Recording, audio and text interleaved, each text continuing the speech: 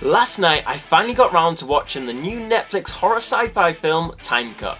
So here's my thoughts on it. Firstly, the fact that the movie jumps back from 2024 to 2003 in a time machine and we're getting all this nostalgia is slightly crazy to me considering I was alive in 2003. You know, I think of when we go back in time, I want to go back to something before I'm alive, but then I forget that 2003 was 20 years ago.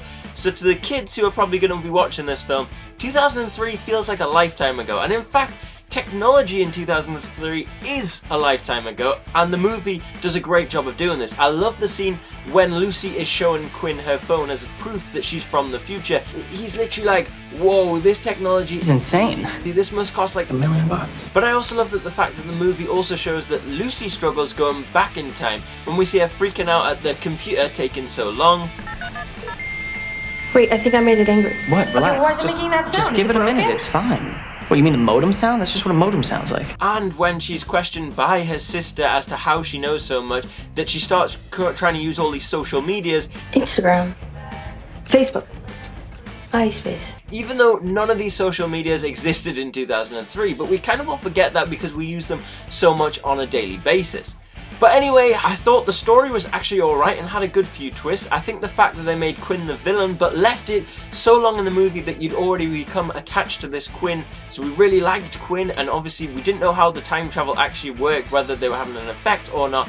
It meant that when they revealed that Quinn was actually the villain from a different timeline, it was almost shocking because this is such a nice guy, you wouldn't expect him to be the killer, and so I thought that was really good. And I think if they'd revealed it earlier on that Quinn was the killer, you probably wouldn't have had such a big impact at that moment. So that was really nice that they left it for so long. But I do have a few problems with the ending, mainly how they wrapped it up. So in the end, Lucy takes the killer Quinn to her original timeline, ends up killing him in a little fight, and then decides to leave and go back to this new timeline. Now, in her old timeline, her poor parents, right, they already lost the child who was murdered. Then they have their new daughter, she grows up, and then suddenly disappears. However, she probably, because she didn't wear any gloves or anything, will go down as the killer of Quinn because her hand and fingerprints will be all over the knife that killed him. So she probably goes down as a murderer who suddenly disappeared. So her poor parents, like, they were already struggling, and that's probably going to send them over the edge, to be honest. And then in a new timeline, she technically doesn't exist. So she's going to have a load of problems, like trying to get a bank card, for example, and trying to sign up for healthcare and everything. They didn't really gloss over the fact that she doesn't technically exist, so how she's going to manage, but we'll go with movie magic for that.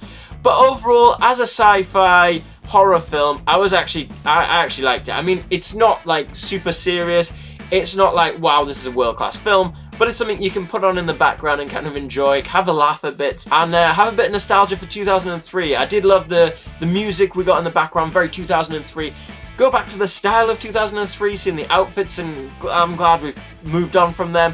But overall, it was quite an enjoyable film. But what did you guys think? Let me know in the comments. And if you enjoyed this video and want to help support the channel, why not join our new membership where you get loads of perks.